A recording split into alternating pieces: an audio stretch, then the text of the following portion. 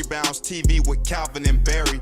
Just two crazy fans of the Sacramento Kings, and they sharing their opinion. So be sure that you subscribe.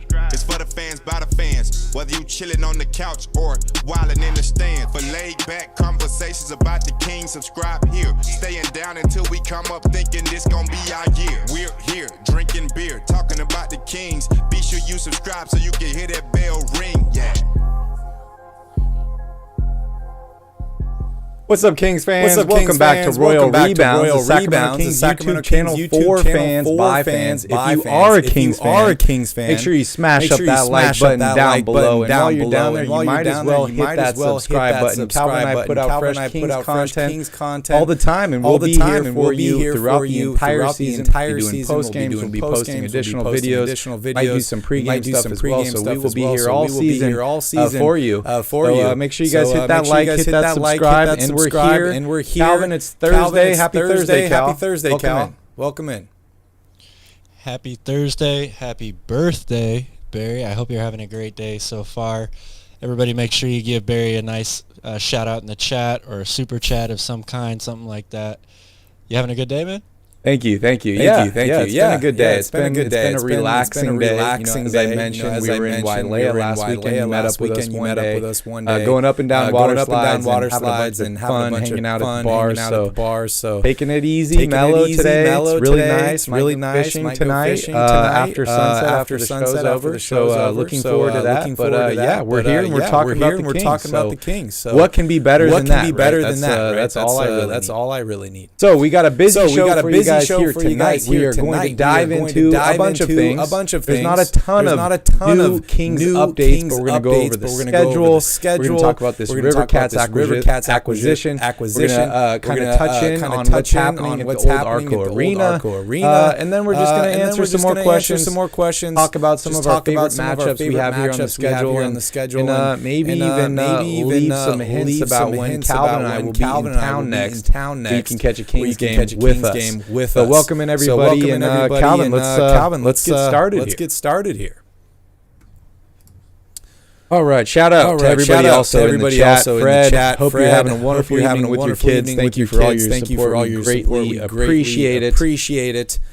All right, Calvin. So NBA owner Vivek Ranadive record $90 million buy of the Sacramento MILB club. This is the Sacramento River Cats. This is a story that you and I touched on about a month ago, maybe a month and a half. Looks like they're nearing even closer to making this deal official. This will be the most expensive minor league baseball team purchase or part of the MILB purchase ever, and it's right across the river from our beloved Sacramento Kings. Calvin, this is an interesting acquisition. I know they were talking about partnerships and how to bring in sponsors for kind of both. This ballpark was open 22 years ago, back in 2000, at a cost of $46.5 million. We've seen real estate nearly double in the past couple of years. This seems like almost a steal at this point if you're getting it for $90 million, right? Yeah, well, I mean, it's the value of the entire team, right? It's not just the value of the property or the stadium. And, I'm not so sure. Sorry, guys, we'll work on the echo. I apologize. But, basically, this is a Sacramento business move, right? This move has nothing to do with basketball. It has nothing to do with the Kings, but it's a way of maybe unifying the community, sponsorship deals, things like that. So congratulations to Vivek. He's starting to build his own little sports empire here in Sacramento. I apologize. My bad for the audio. It should be fixed now. Is there an echo? I think it was just my microphone, Brian. I think I got it fixed here. So just let me know in the chat if we're all good on the audio, and we will go ahead and continue. Awesome. Thank you, Brian. Sorry, Calvin. Go ahead. Keep going. That was the end of my thoughts, the end of my point there. Okay. I don't follow the River Cats very closely, to be honest with you. I barely even follow my favorite baseball team very closely anymore. So this is, like I said, I think this is just a a good move for the community, a good move for Sacramento in general, to have kind of these beloved local franchises run under the same ownership group, whether you are a fan of Vivek or not.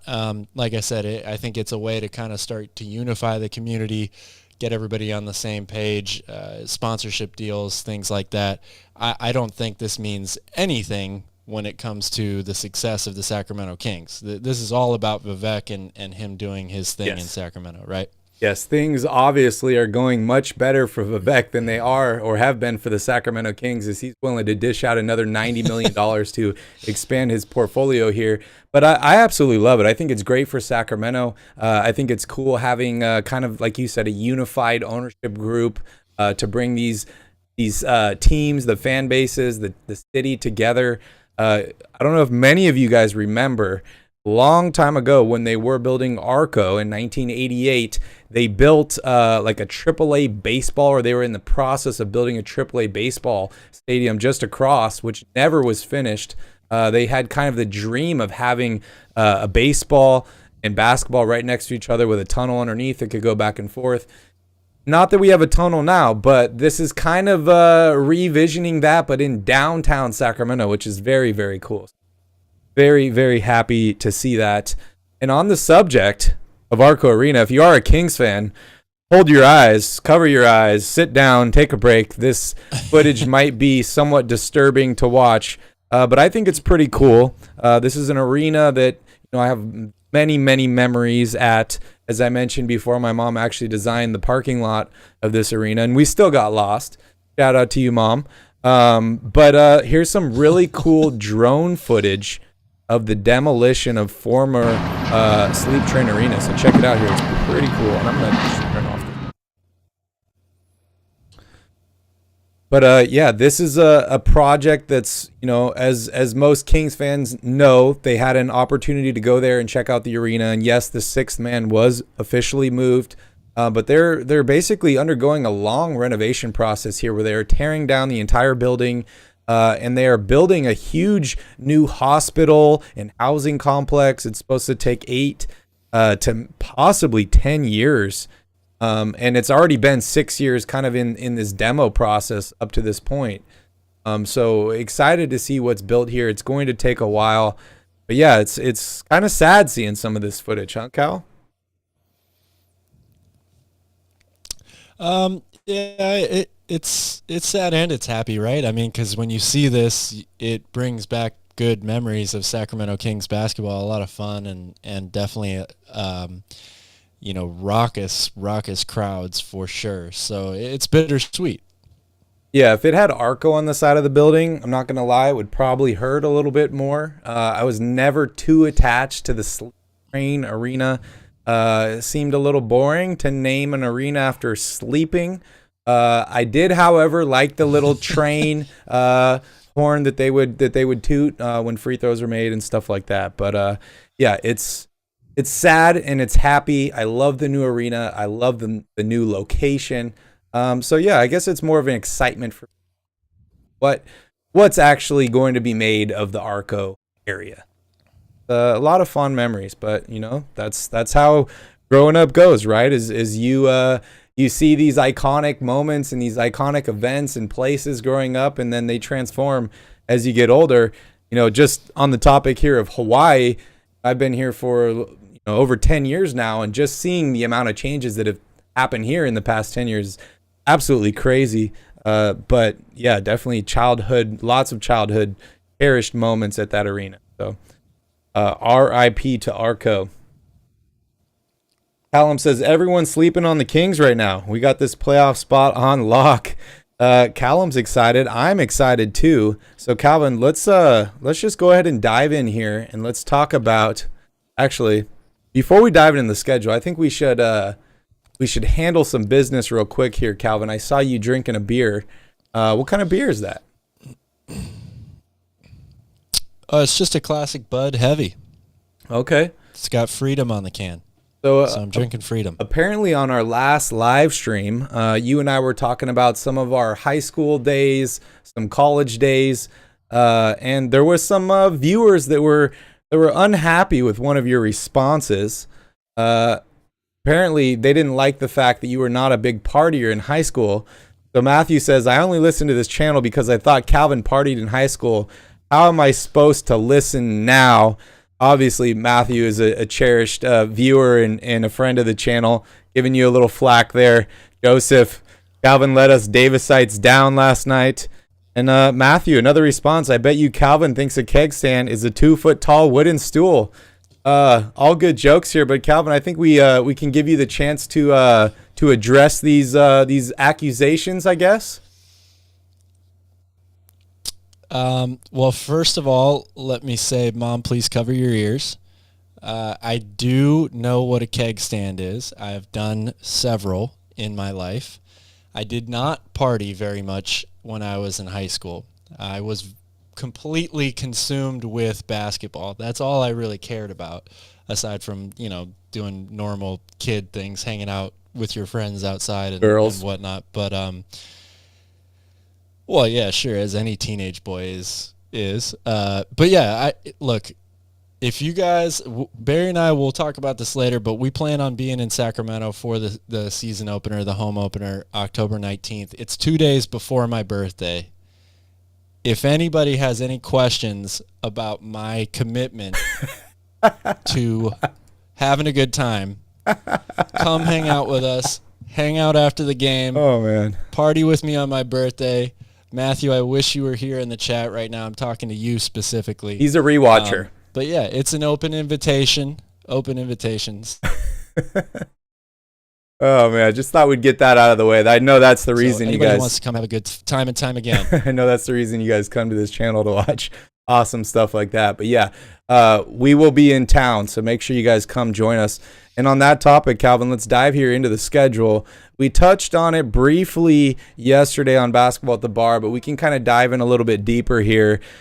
Whoever picked Portland for the first game for the Sacramento Kings and entered in the raffle with the Sacramento Kings, congratulations. I hope you won tickets to opening night. And if you did, hit me up in the chat. I know Gothan, I think, picked the Blazers. Not sure if he did the giveaway or not, but I would love to go to the game with you guys. I think Calvin's coming too. So just taking a look here at this schedule, Calvin, it gets to a pretty rough start here. You got Portland, you got the Clippers, you got Golden State, Memphis, Miami. It seems like maybe it lets up a little bit here at Charlotte. Then you go right back into Miami. There's a lot of tough games here, Calvin, to start out this schedule. But before we get into diving into all that, just want to remind everyone, Calvin and I are currently trying to plan coming for opening night on October 19th.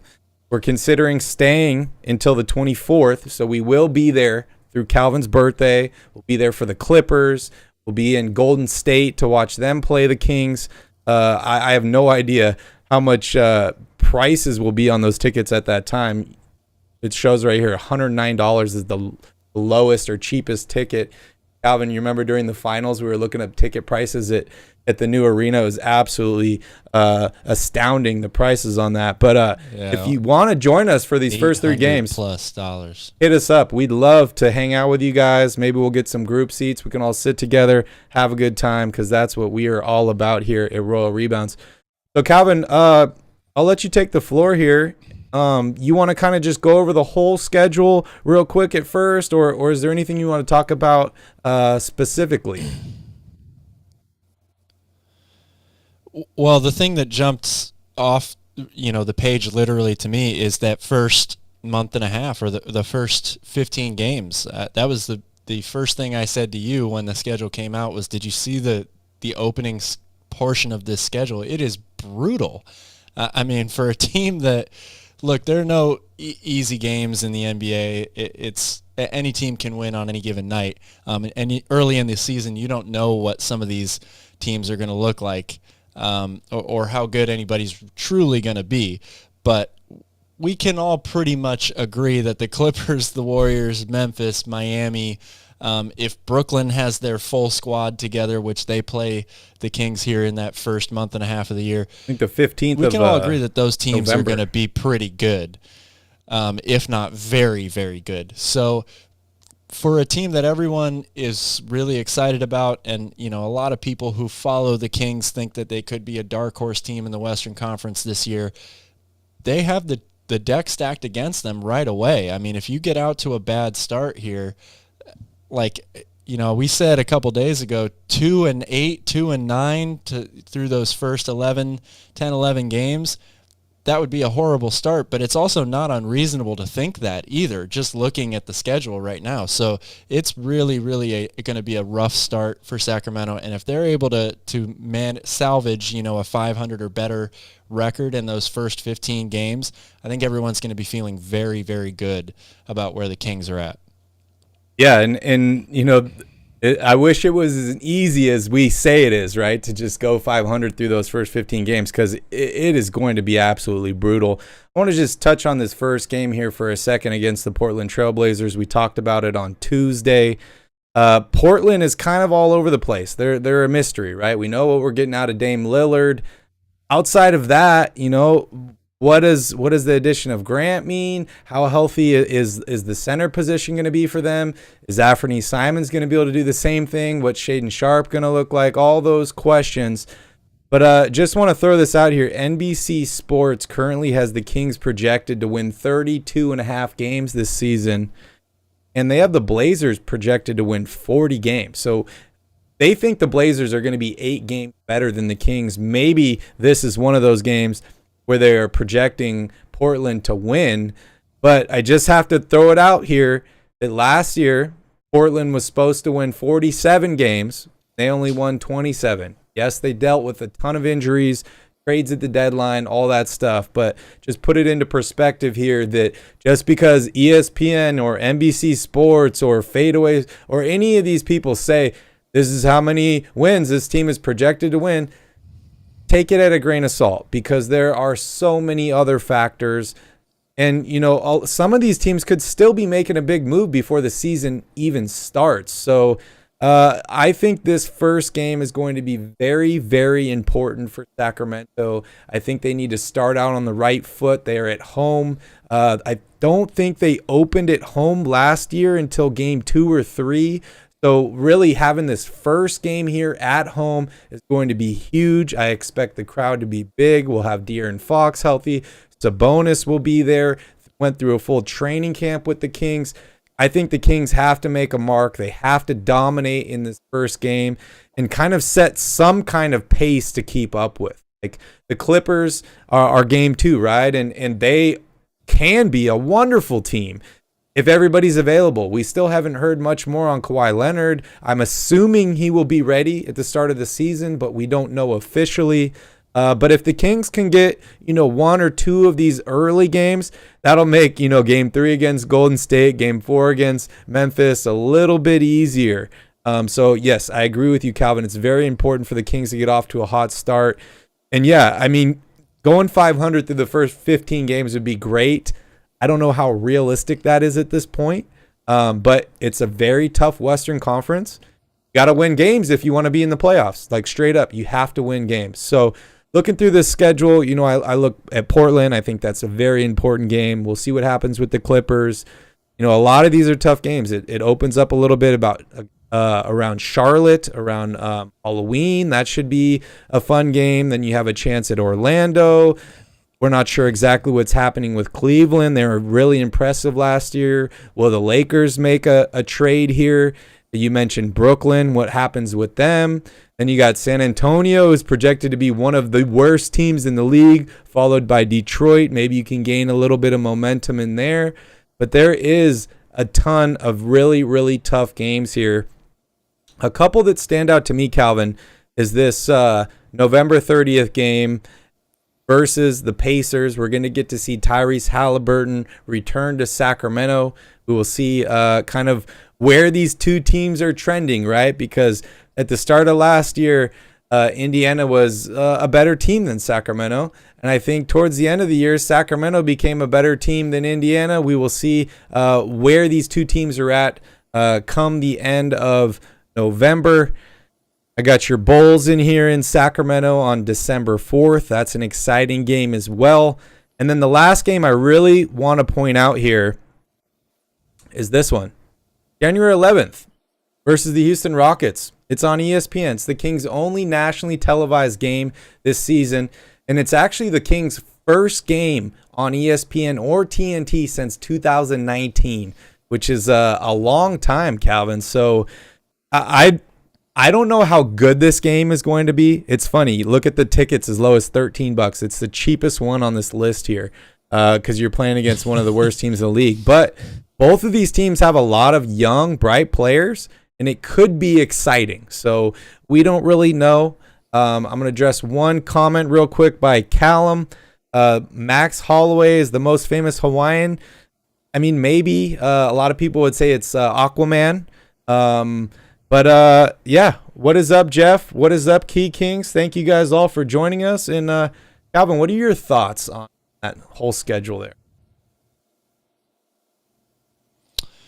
Well, yeah, just what I said earlier. Like for a team that's projected to just be on the outside of the play-in tournament, looking in, getting off to a rough start record-wise is obviously going to set you back if you're trying to make up ground later on in the season. The Western Conference is really tough, and I think teams are going to beat each other up all year long in that Western Conference. But I'm really more concerned in that first 10 games, not so much with wins and losses. Obviously, you do pay attention to that, but I want to see how the team is just playing as a group. You know, they're going to go up against some really, really good high-scoring offenses here. The Clippers should be a much better offensive team with Kawhi back healthy, Paul George, and the addition of John Wall.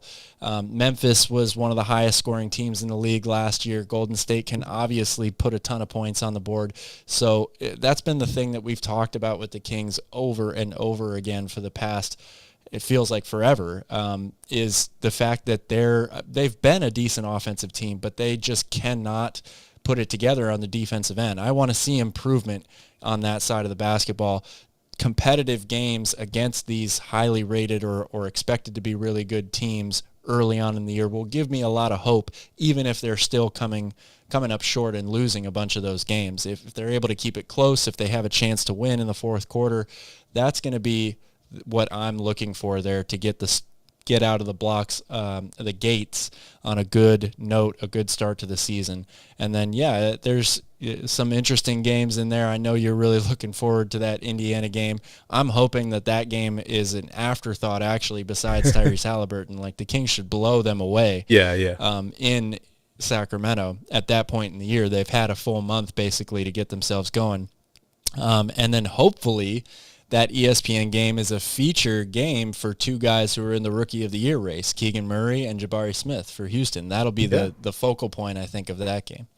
Yeah. Good point. Also, shout out to Mike here. Sorry, Mike, I didn't see you there in the chat, but welcome in.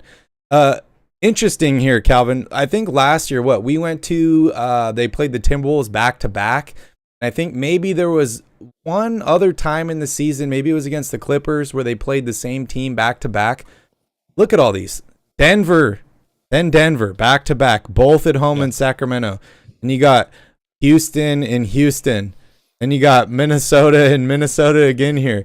Houston and Houston again. Dallas and Dallas again. Oklahoma City. They're just stacking these games here. Then you got Portland and Portland back-to-back. These two games right here are going to be absolutely huge. You know, there could be a situation where the Kings are completely out of it at this point. I'm not going to lie. That is a possibility. But I think that the Kings will be fighting for a playoff position, maybe a play-in position. And these two games here against Portland at the end of March are going to be absolutely huge. Both of the games are in Portland, which is interesting. Calvin, maybe we'll have to fly down there and go check out those games. I've had some awesome experiences in Portland. But, yeah, these are the two games that I'm really circling towards the end of the year. They're going to be really, really important. And then you can even throw Minnesota, San Antonio. You got New Orleans and Dallas. I think Dallas is going to be much improved, and probably New Orleans as well. But, you know, San Antonio and these two games against Portland, I think, are going to be absolutely huge. And you got Utah in there too, so maybe a chance to pick up some momentum in there. Yeah, I couldn't agree more. I mean, hopefully the Lakers are having a down year, the Kings are having a better year, and Portland is, kind of in the middle of that, and those games, while still meaningful, maybe aren't a life or death situation for the play-in tournament, which the Kings fans have been used to for the past couple of years, that time of the season. But it's a long year, and we've got a lot of games to play before we get to that point. What's up, Alfie man? Welcome into the show. What were you cooking? That sounds good. That's really good. I know I'm going to finish pizza after this, and I think I'm going to make myself a root beer float, Calvin. 34 never felt so good. All right. King says the Sixers schedule at the end is absolutely brutal. Let's take a look in here. See, they got a bunch of these too. Look at this. Toronto, Washington, Atlanta. Wow, Orlando. This is something you're going to see league-wide for years to come. This is definitely something the NBA has been slowly implementing more and more. And they're going to continue to do this to lighten the scheduling load, of travel, back-to-back games, things like that. It's the idea is it creates less stress and wear and tear, physically, mentally on road trips to be able to stay in the same city for 2 to 3 nights instead of having to make one stop and then immediately after the game get on a plane and fly, another 2,000 miles or something. What's up, Jeremiah? Good to have you in here. And yeah, it's interesting, right? It saves some money. It puts a little less pressure. I'm sure Kyrie Irving's probably ecstatic about it. But also, it's interesting. It kind of adds a little bit, just a little bit of a playoff atmosphere, right? It's the ability to play a team, make adjustments, make a different game plan, and then attack them again, and do it quickly, right? Like either the next night or one night in between. So that could be pretty interesting there. What's up, Gothan? We got you here in the house. Congratulations on picking the Blazers. Did you enter into the contest on Kings.com? Because if you did, I think I told you to do that. So you might want to gift me a ticket as well. I'm just kidding. Look at these last few games for the Sixers, Calvin. You got at Brooklyn. You got Atlanta, Miami, Boston, Milwaukee, Toronto, Dallas, Denver. Holy cow, dude. Phoenix, Golden State, Chicago. They're not going to get a break after this game against the Pacers. They better be ready for the playoffs. They got almost a month solid of really, really good teams there. Wow. But I mean, I think the Sixers are going to be a pretty good team. I mean, to be honest, you can probably go to most team schedules and you're going to find either starts or finishes like that for everybody. There's a lot of competitive balance in the NBA now, I guess more so than I think there has been in the last 4 or 5 years, something like that. There's only a few bottom feeders now in each conference. So in adding the play-in tournament, making more meaningful games for more teams later on in the season, I think that a lot of teams are going to be in that same sort of boat. Certainly some teams are going to have more difficult schedules than others, but a lot of teams are going to be in that situation. What's up, Phoenix? Thank you for joining us.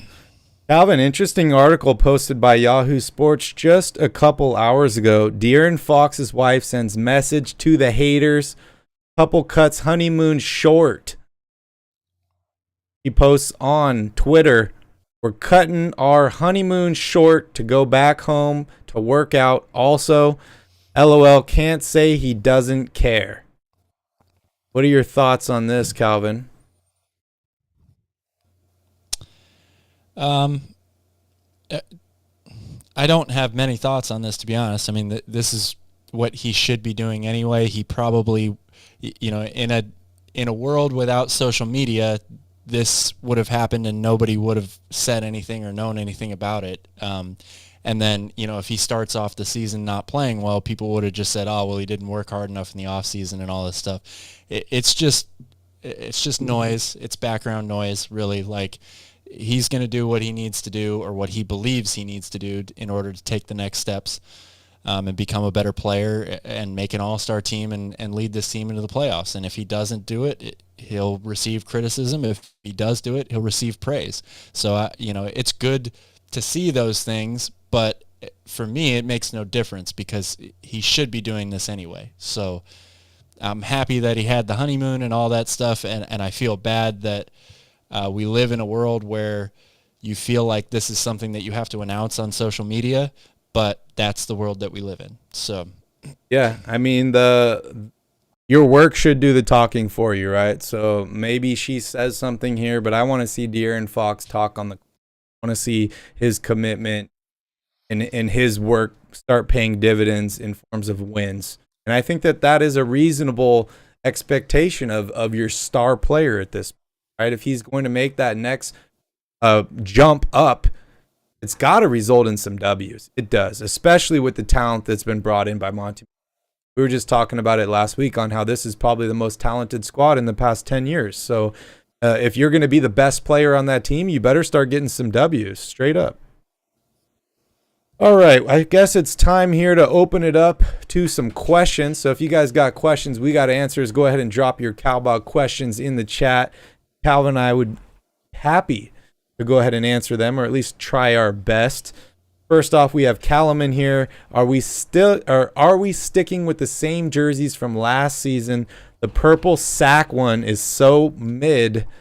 I think Calvin agrees with you on this. Calvin, they haven't really announced new jerseys yet or anything like that, but I was looking at this one today on Fanatics.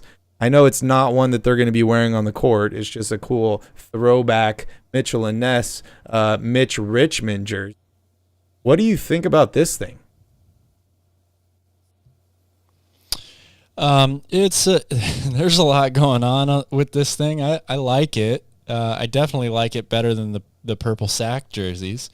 As everybody knows, I can't stand those, but I don't know. Those are a little bit too wild, I think, for me in terms of playing jerseys. And, I hope that they just kind of keep it simple and go back to those, like that Jason Williams jersey right there is really nice. I like the classic. This one's got purple on the bottom. Did you see it? Kings jersey. Yeah, it does. It does. I like the classic black with the Kings logo. I also heard there's a rumor going around that they're bringing back those gold jerseys too, right? Yeah, we did hear about that. That was months ago. I haven't heard anything since. Got to be an announcement soon, right? They can't we'll see. I mean, they can't give us everything change at once. So much all the time now. You can't stop this stuff anymore. There's always going to be some new version, alternate city edition, crazy retro thing that's going on. I am an old school guy, I guess now. As you and I are getting older, Barry. But I like the classic plain look, the clean look, one solid color. The old school Kings logo. But that's just me. I think the gold would look pretty cool, but the thing I didn't like about the gold jerseys was it was like so thick up at the top. If the top was a little bit thinner, not as wide, I think I would like the old school golds a little bit better. But I'm excited, man. I think purple and gold, which is funny because a lot of people think of the Lakers, but I think the Lakers should be purple and yellow. Gotham's right on cue there. But yeah, this could look good. It could look pretty good. I do like that other one that you pointed out. I know this is, I think, a youth one, but it looks cool, man. Having the purple on the bottom, fading to black up top. Pretty sweet. Man, I could spend all my money on Fanatics. I think we need to reach out and get a sponsorship from Fanatics. I can't spend much time on that website because I will put lots of things in the cart. Speaking of which, Calvin, I know you're a Bears fan. I was watching the Bears-Seahawks game when I was prepping for the show here. Did you know there's a guy on the Seahawks? He's a rookie, Kobe Bryant. Crazy. It's Coby. I did know that. But I was like sitting here, I wasn't paying attention, and all of a sudden I hear, and there's Kobe Bryant in for the play. And I'm like, what? Kobe Bryant? What do you? I felt like it was like some of my old nightmares as a Kings fan. You know, Kobe Bryant in for the dunk, and I'm like, oh man, pretty wild, man, pretty wild. Yes, and I believe he is wearing number 8, right, to honor Kobe. I think so. As a professional.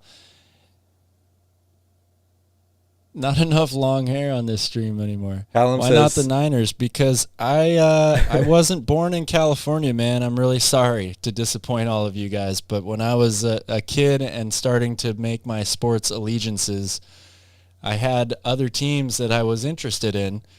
And on that note, watch out, Trey Lance. We're coming for you week 1. How many likes to get the hair down, Calvin? How many? Oh, at least 30. At least 30. All right, you guys heard it here. 30 likes and Calvin will put the hair down. So make sure you guys smash up that like button, especially if you're a Kings fan. And if you want to see Calvin's luscious locks, click that like button. Smash the like button. Do whatever you need. Get it liked. Do it. All right, jumping here into some more questions here. BTS Dance Studio, what is up? Welcome in. I think Trade Fox Get Ben Simmons wants to know what is going to happen to Ben Simmons when Durant and Kyrie are gone. Calvin, I know you're an expert in this subject, so I'll let you take the floor. I am definitely not an expert in this subject, but I mean, look, Ben Simmons has other problems, right? Like, he shouldn't be, well, let me rephrase that. He should be worried about what Kyrie Irving and Kevin Durant do or where they're going to play this season. But Ben Simmons has to be worried about getting himself ready to play a game. That's been his issue for a long time now. He's been on multiple teams over the past couple of seasons, and he hasn't been able to get himself out there. So if he is able to regain some of the form that he had at one point in his career, he's able to do a lot of different things out there. Obviously, he doesn't shoot the ball very well. He's not a good free throw shooter, but he's still very valuable to a team if he is healthy and playing, at a full rate of what we're used to seeing him do. So his number one focus is get himself back on the court first. After that, you can start to answer all the other questions. Yeah, Phoenix says, Ben Simmons is such a talented player. It's sad he doesn't have the motor and the work ethic to get better. I couldn't agree more with that because the dude has all the talent in the world. He won the genetic lottery, right, as we say about LeBron James. He's got all the mentors he could ever want reaching out to him, even including LeBron James. And the dude seems to be happy with where he's at. And I mean, I can't really blame him at this. I would give up a lot of things to be in his position right now, but I'd probably be trying a little bit harder to get better. But to each their own, right? Not every player in the NBA plays to win a championship. I think there's a commercial with Boban in that, right? Where they say, not every player in the NBA's goal is to win it. And don't know if that's Ben Simmons' goal at this point, which, I mean, to each their own. Definitely don't want him on the Kings at this point. Callum says, swear we've had the purple and white fits since like 2017. I think you're right, man. I think so. Jeff says, I can't wait till the season starts. I want the 3-point percentage to be at a respectable clip. Jeff, I think it will be. I think we've added a ton of shooters this offseason. I think De'Aaron Fox is going to shoot the ball better, especially since he's coming home early from his honeymoon. But I think this Kings team is going to shoot the ball much, much better than last season. Calvin, any thoughts on where the Kings are going to rank league-wide as far as 3-point percentage and what number you're kind of looking for? I don't know if there's a specific number I'm looking for. They have the potential, depending on how many 3-point attempts certain guys are going to take, like De'Aaron Fox, like Terrence Davis, like Davion Mitchell. If those guys keep their attempts relatively low, and the other people that you expect to take a lot more threes are high, like Monk, Herter, Keegan Murray, even Harrison Barnes. I would like to see his numbers, his attempts per game higher than people like De'Aaron Fox. They got all the potential to be a top 10 3-point shooting percentage team. Again, it's going to depend on how the offense is run, what it looks like, how well they gel together, and De'Aaron finding. I think he could have a career year in terms of assists per game, but it's a team effort. It's all about design. And so just having guys on your team that have the ability to knock down 3-point shots doesn't equal you being a top 10 or top 5 3-point shooting percentage team. Buddy Hield has played for the Kings for a number of years and has a bunch of good 3-point shooting seasons under his belt. I thought we weren't going to bring him up anymore, Calvin. Shooting teams. So thought we weren't bringing him up anymore. We're going to continue to bring him up. We're going to beat a dead horse if you get my pun there. But that's bad, Calvin. Look, that's bad. They've definitely added. I know it is.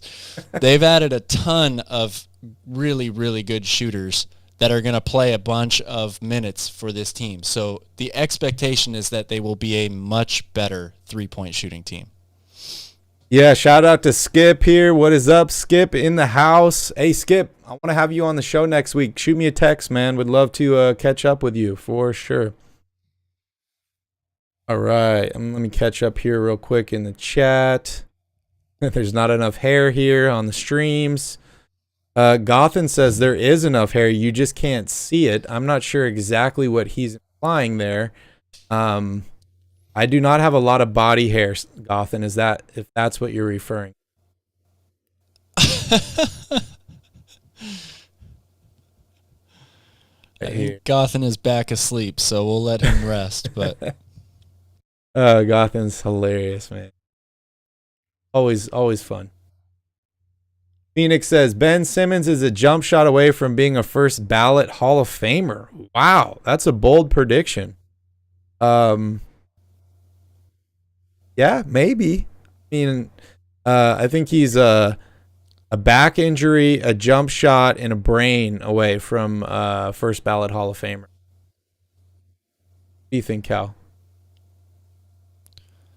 The brain is the biggest piece there. I mean, he could potentially be a Hall of Famer without a jump shot, but he's got to mentally be ready to play basketball, and as a result of that, physically ready to play basketball. So for guys that have all that pressure, number one picks, stuff like that, when you say that you mentally can't get ready to play a game, I'm not trying to belittle that by any means. Like that's an important thing, but it also directly correlates to how well you play. And right now he can't even get himself onto the court. So that's the biggest piece to me. You've heard over and over again that his work ethic, even going back to his high school and college days, wasn't always there. When you get to the NBA level, even if you're uber talented and 6'10" and all this stuff, you still have to have the work ethic. I mean, Yep. LeBron James won the genetic lottery also, right? But he works hard every single day. And that's why it's translated into the career that he's had. So Ben Simmons has issues to overcome, for sure. Yeah, another thing I would say is, maybe some humility.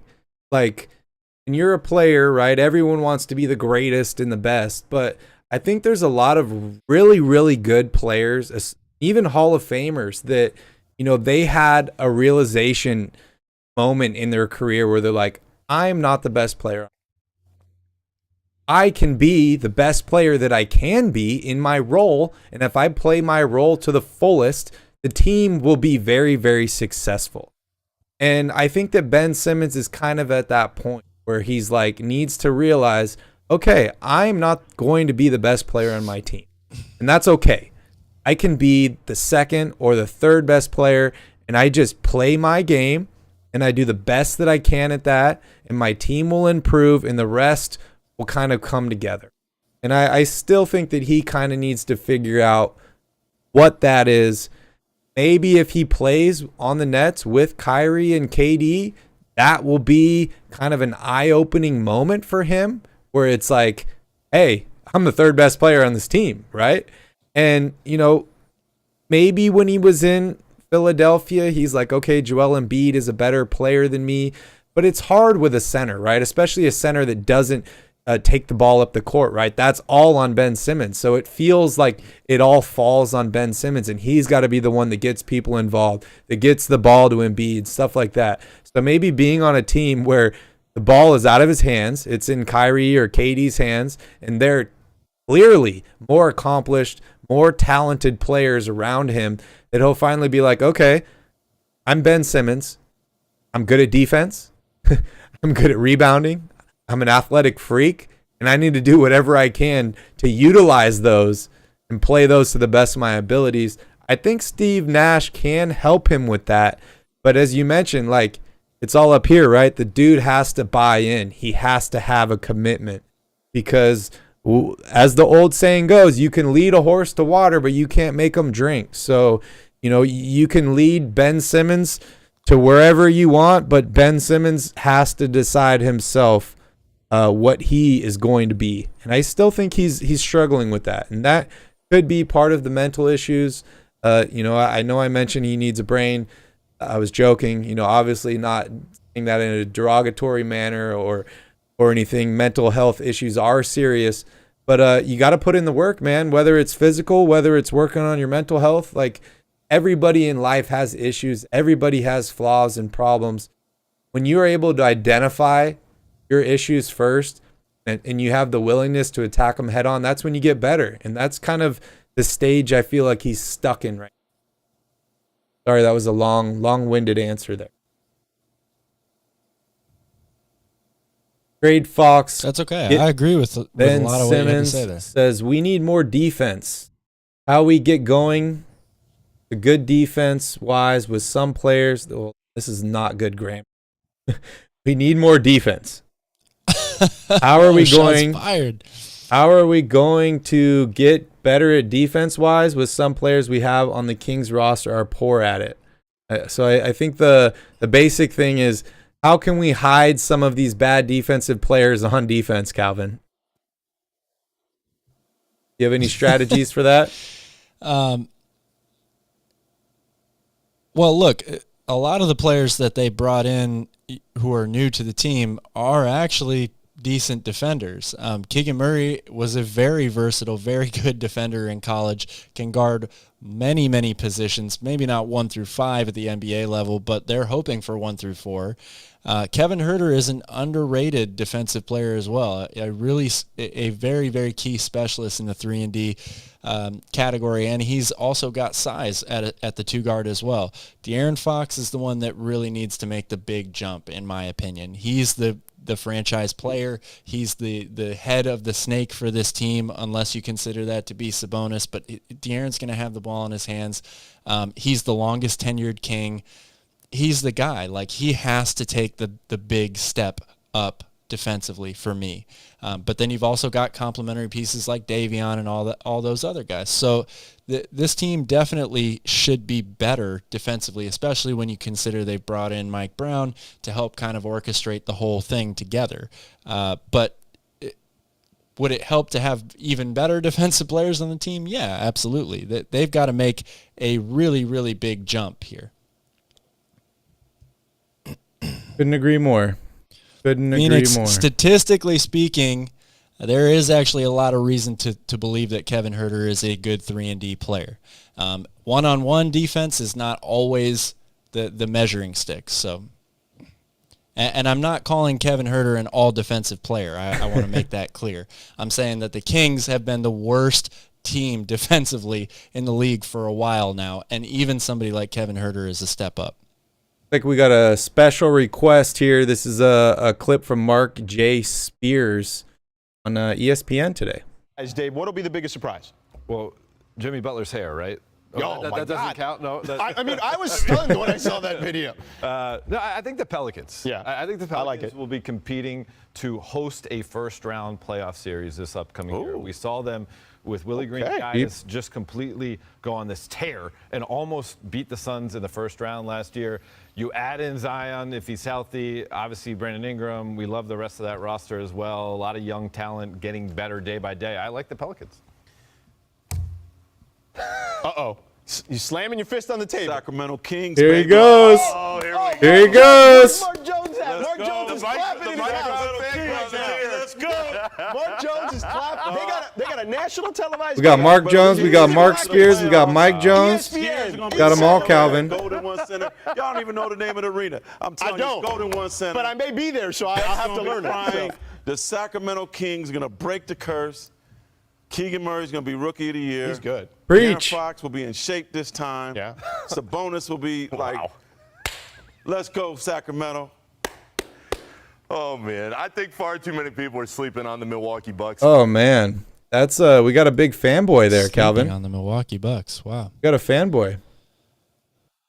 Good clip there. Always good to have some fans at ESPN, Kings fans, that is. We've had not very many for way too long. What's up, Rick? Good to see you here in the chat. Ben Simmons is a bust, he says. Trade Fox says, why do we play the Warriors 3 times in 1 month? We were talking about the Kings schedule earlier. It's the division, man. The division. That's what kills you, is when you're in the same division with some of these teams. It's you play them a lot. And that's the unfortunate part. Sacramento really is. Really is. A lot of good teams. Every team in the Kings division could make the playoffs this year, if the Kings make it, which would be absolutely wild, right? It would be. Thank you. I just got a haircut yesterday. Appreciate it, Rick. Feels great. I'm cutting seconds off of my mile time.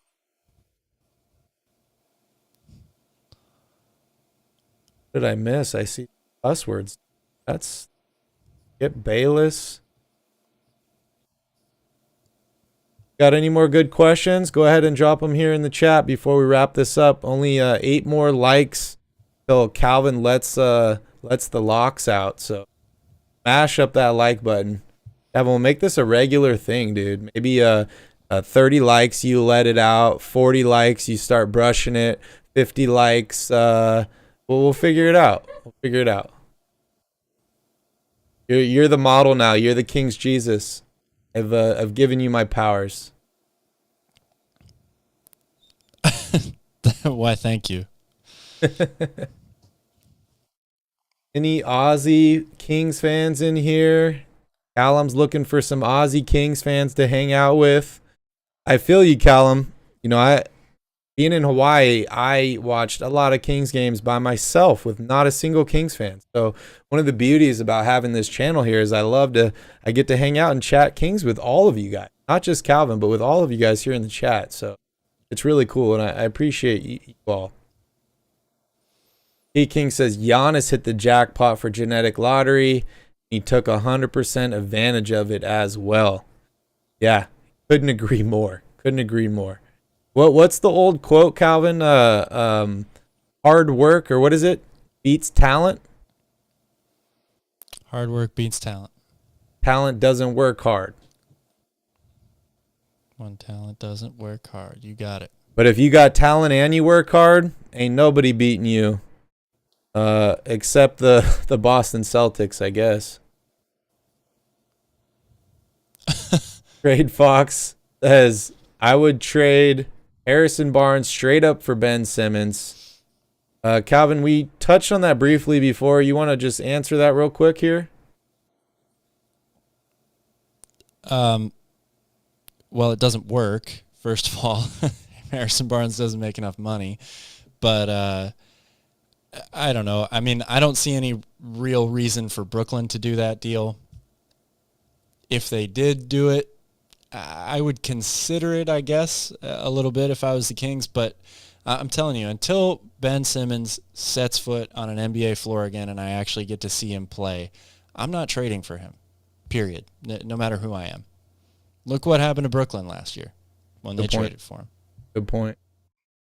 Not a Giants fan. No, I'm an Oakland A's fan. My grandparents lived in Oakland my whole life. I went to a ton of A's games, so I am an A's fan. Calvin is a Cubs fan.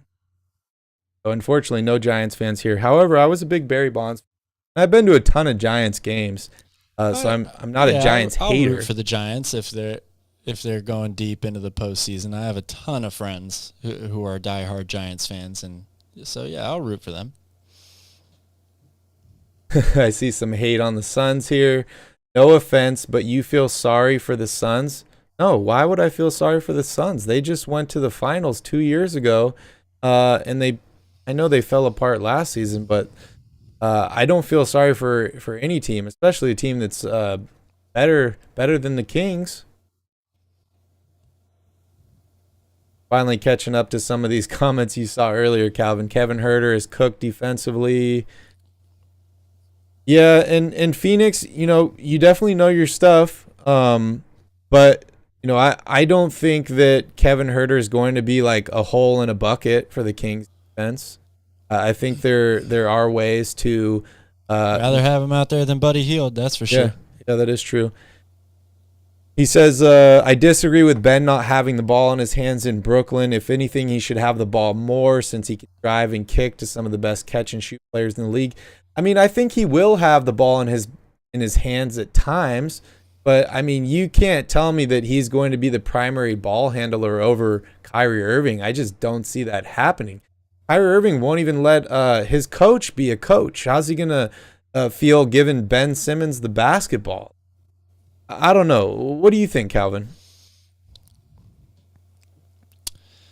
I agree with Phoenix. I think that Ben Simmons should be the primary ball handler on this team. Kyrie is more than capable of playing off the ball. Even though he's a small guard, he fits the mold for what a catch-and-shoot two-guard is in this league. And I think it's a benefit to have both of those guys be able to handle the ball for you. But if I could put Ben Simmons on the perfect team, it would be it would be a team where he never had to take a shot, and this is definitely one of those teams. So yeah, I see that. Potential to be one of those teams. I see that. And will Kyrie actually accept that? I'm not sure. And will Kyrie even be on the Nets? We don't know. But you're right. Yeah. I mean, it benefits Ben Simmons to be around a bunch of. You have two of the best shooters in the league, or some of the best shooters in the league on this roster. So I get that. I guess I was just saying more in terms of like, I think Ben Simmons needs to limit his role in terms of like, he just needs to focus on defense. I really think that well, yeah, I think your comment was more about how. Sorry, go ahead. I just feel like Ben Simmons obviously at this point is having some confidence, and it's like, if you want to get your confidence back, you got to start with the basics or the things that come easy to you. And I think the easiest thing that comes to Ben Simmons is defense. So, I mean, I'm going to try and put him out there in a limited capacity until he can gain his confidence. And that's probably going to be as a defensive specialist. But yeah, go ahead, Cal. Well, first of all, before I finish my thought, Tanvir is saying he wants to come on the show. Shout out to Tanvir in the chat, by the way. And it's your lucky day, man. We got a phone line that you can call in, and you can be on the show anytime you want. There's the number right there at the bottom of the screen. Give us a call. We would love to hear from you. But I was just going to say, I feel like your point when you were talking about Ben Simmons with Kyrie and KD was not necessarily the scheme or the X's and O's type of thing, where he didn't have to have the ball in his hands or stuff like that. It was more to take some of the pressure off of him so he could kind of regain his confidence, his elite form on the basketball court. Having those great players around him should help him do that. Not necessarily how is the offense going to work or what does it look like. Yeah. What I was referring to. And yeah, once again, Tanvir, if you want to call in, feel free anytime, or any of you guys, if you want to call in and be on the show, 916-562-1130. Go ahead and save that number in your phone. You guys can call in all season. I want to hear from some of you guys after some games. I want to hear from some tipsy people after some W's. I want to hear some people fired up about Kings basketball and making the playoffs. I want to hear some crazy predictions and some hot takes. So make sure you guys save that number and feel free to call in anytime we're live. Or is it possible to get Mark J. Spears on? Hey, that's a good thought. I will definitely reach out to him. I will see what I can do. Maybe I can get him to double down another time on ESPN and say that he talked to all of us here on Raw Rebounds and he is certain the Kings are making it. He's loving the publicity that this is bringing him. He's going to be doubling down on the Kings all year long. I can guarantee you that. What's up, Derek? I look 5 years younger with the haircut. Thank you. I was told 10 years by a few people, but I'll take 5. I'll take 5. And yeah, Calvin is the new King's Jesus. I am no longer King's Jesus. Calvin's growing the hair out. He said he's not cutting it until the Kings win the championship. Hopefully you don't look like Harrison Barnes when he grew his beard out till the Kings are making the playoffs. I know. I will not let you put those words in my mouth. All right. Another great question by Phoenix here. And Calvin, this might open up a can of worms. But who's your top 5 all time? You can do it in any order if you want to be spicy. I think in order if you want to be spicy. Oh, sorry. In order if you want to. In order if you want to. Now, I'm assuming this is top 5 NBA players all time, not Kings. So go for it. Man, I almost hesitate to do this just because it's going to create some sort of firestorm for no reason. There's so many different lists that are acceptable to me. I will say LeBron is number 1 for me. I'm a guy that grew up idolizing Jordan. I think he is every bit as good as any basketball player that's ever lived.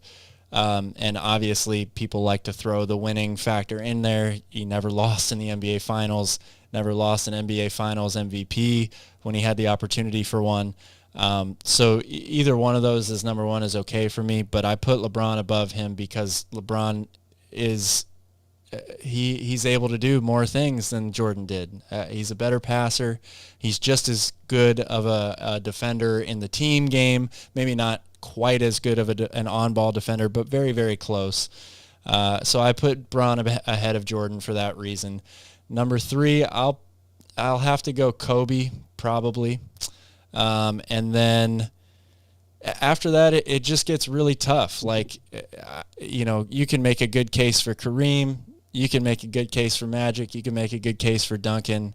I think there's probably anywhere from 7 to 10 players that you could legitimately say are in the top 5. And everybody's got different reasons for them. I mean, Wilt, I think, is a very underrated player in NBA history. He doesn't get the love because he doesn't have the championships. But in terms of talent ability, he is definitely on par with Kareem. He's way more athletic than Kareem was. So there's so many different ways you can go with this. I don't really like doing these lists, to be honest with you. I think everybody should have their number 1 and maybe their number 2 or 3. But after that, it doesn't really go anymore. And anybody who thinks LeBron isn't close to Jordan defensively, I'm sorry, man. You got to go back and watch more film. You really do. Yeah, this is such a hard question, man. I'm going to give you 3 names. You can put them in whatever order. LeBron, Jordan, put them in whatever order you want. But, I mean, my list, other than the top 2, my list is going to change, like, depending on what day of the week you ask. Especially if you ask, like, my top 10 players, like, it's so hard for me to decide. Like, how do you compare Kobe Bryant to Shaquille O'Neal? How do you compare those guys? I don't know how to compare those guys. Exactly. Straight up. I don't know how. Trade Fox. We're trying to come for the first 3 games of the season so far. So that will be in Sacramento. versus the Blazers and the Clippers. And then we're going to try and travel to San Francisco, the third game at Golden. Still want Miles Turner. I like Miles Turner a lot too. I don't know if him and Sabonis want it. I really don't know. Okay, Brian's got a serious question here for you, Calvin. What is up with all those people at the game that watch the whole game from the concessions area? Wouldn't know. I'm not one of those people, so you'll have to ask them. I would say they're probably very hungry or thirsty people. Maybe people that need to frequently use the restroom. People that don't like lines or they're worried about lines. I have no idea, bro. But thank you for the question. Appreciate it. All right, we're only 4 likes away, Calvin. 4 likes away. What teams does Hawaii like? That is a very, very tough question. All of them. I feel like every single one of them, and all the dynasties, Lakers, Yeah. Cowboys, any California team, Raiders, Niners, they like them all. And how can you blame them? Like, they get to pick whoever they like at the time, whoever's good at the time. Obviously, those make lasting impressions. Yeah, great answer, Calvin. I feel like I'm on Family Food. Great answer. Yeah, I will say I don't see a ton of Patriots fans out here for a team that was that good for that long. It's definitely a West Coast bias, obviously, I will say. So, do you want Bronny James on the Kings? I'm going to say yes.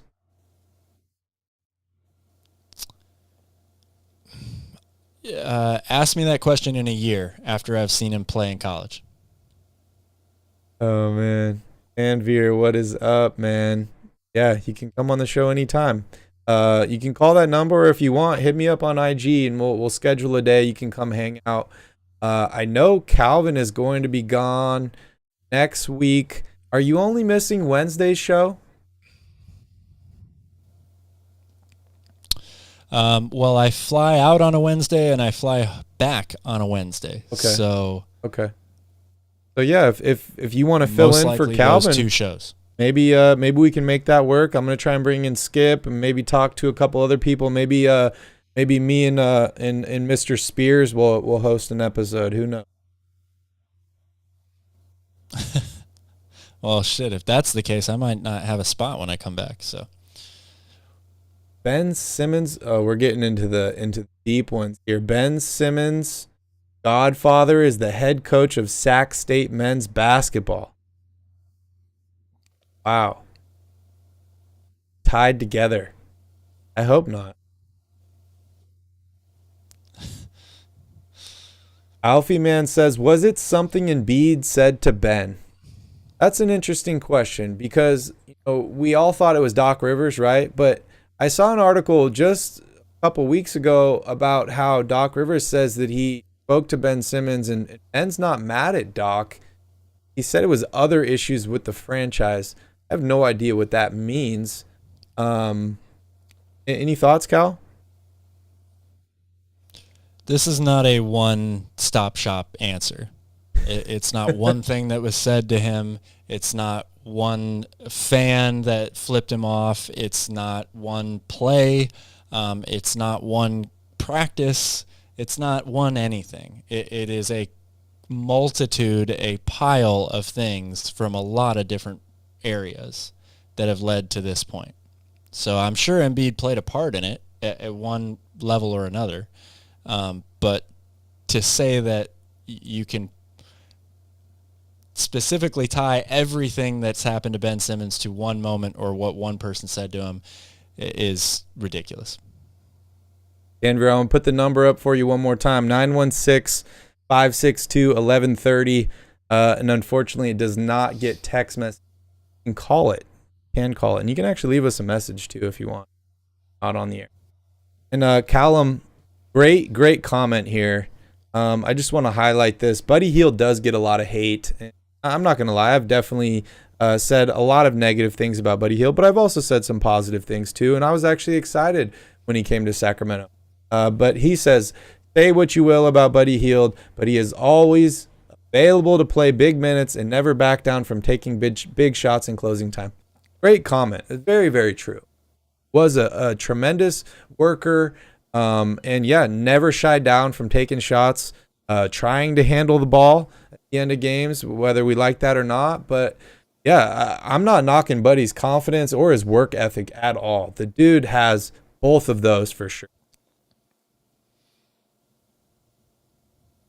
Eric just got the Jesus reference. So Phoenix is top 5. Bron, Jordan, Kareem, Magic, Duncan. Not bad, man. I don't know if I can disagree with that.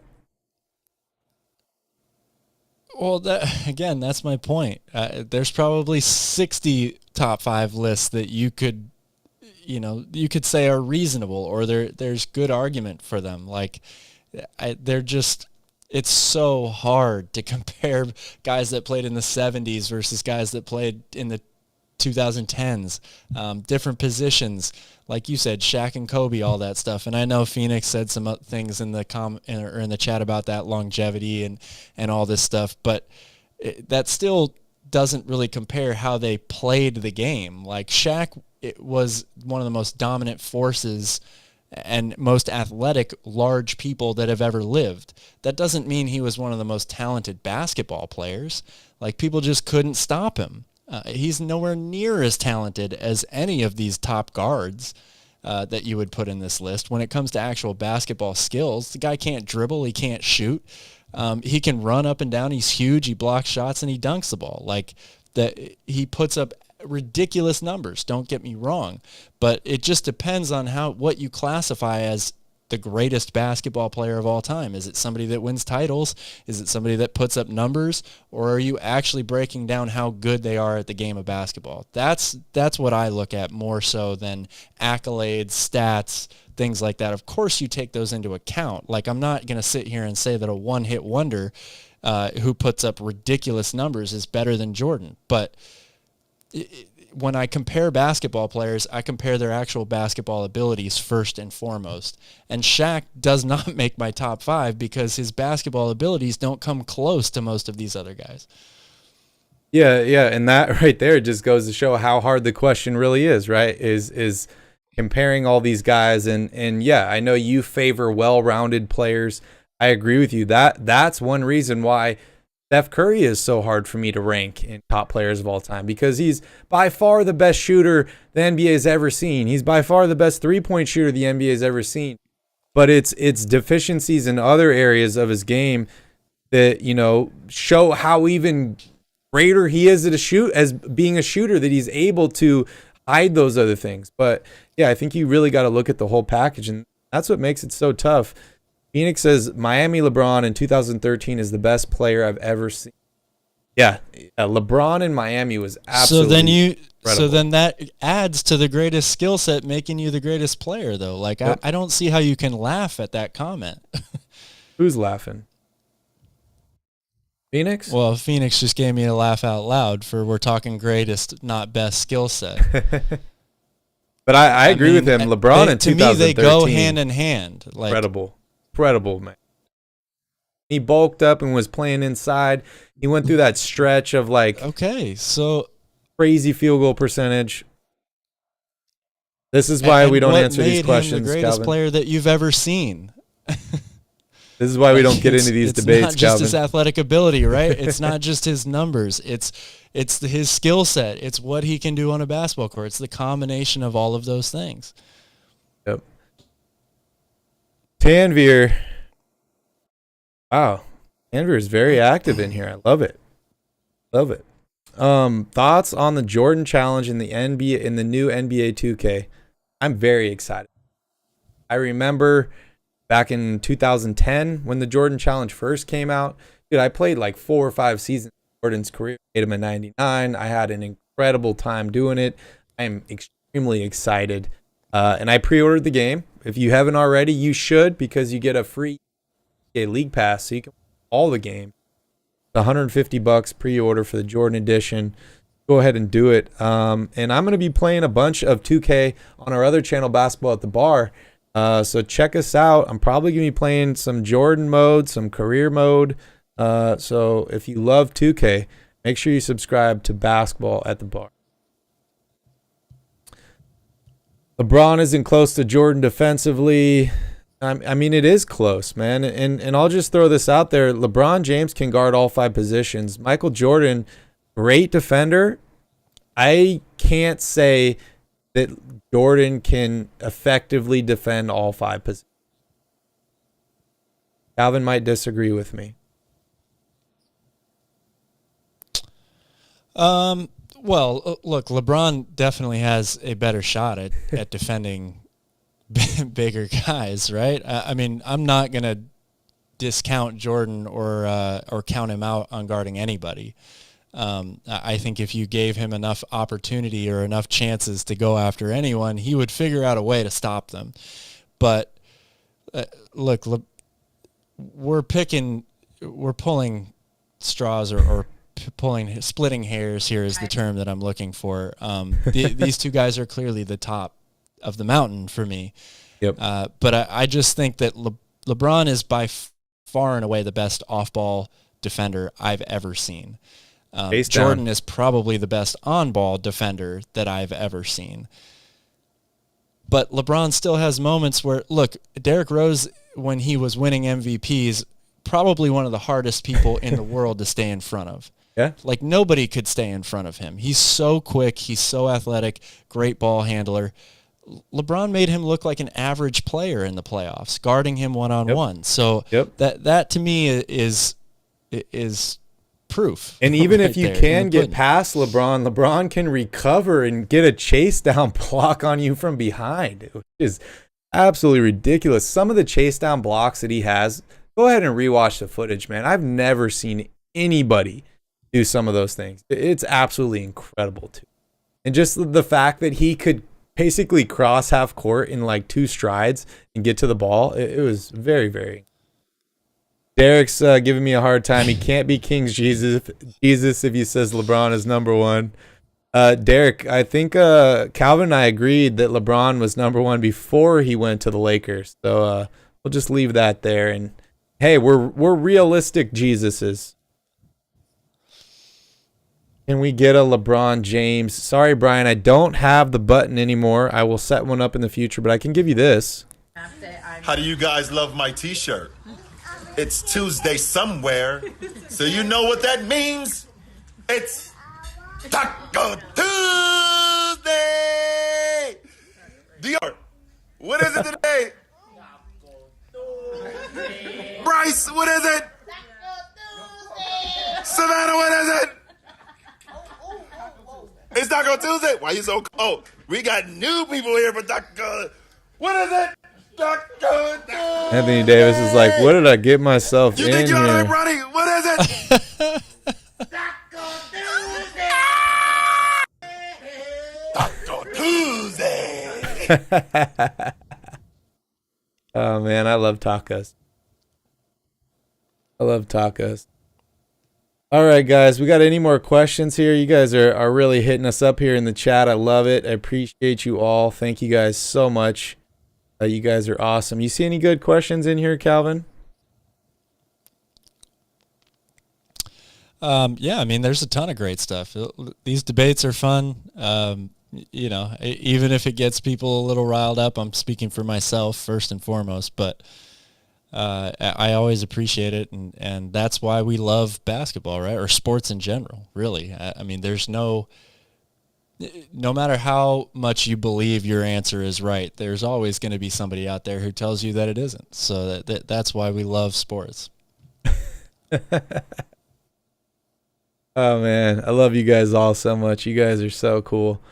All right, guys, we are going to go ahead and wrap up the show here. We appreciate you all for taking time out of your day to hang out with us. We know there are a million different distractions, and very happy that we were your distraction tonight. So thank you guys so much for joining us.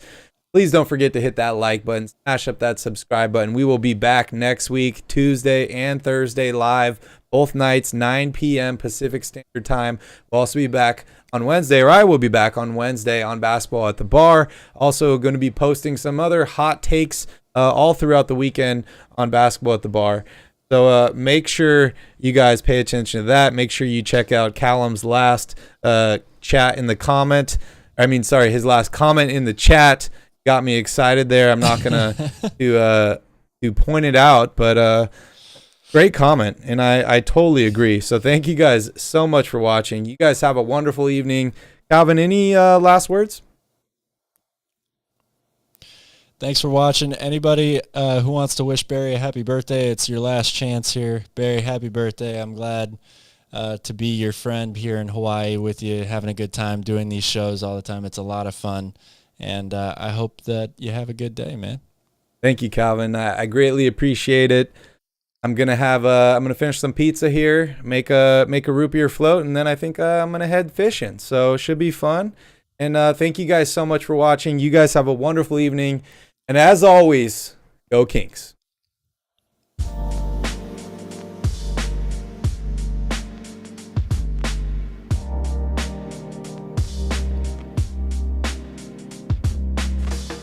Not Barry Sanders' birthday.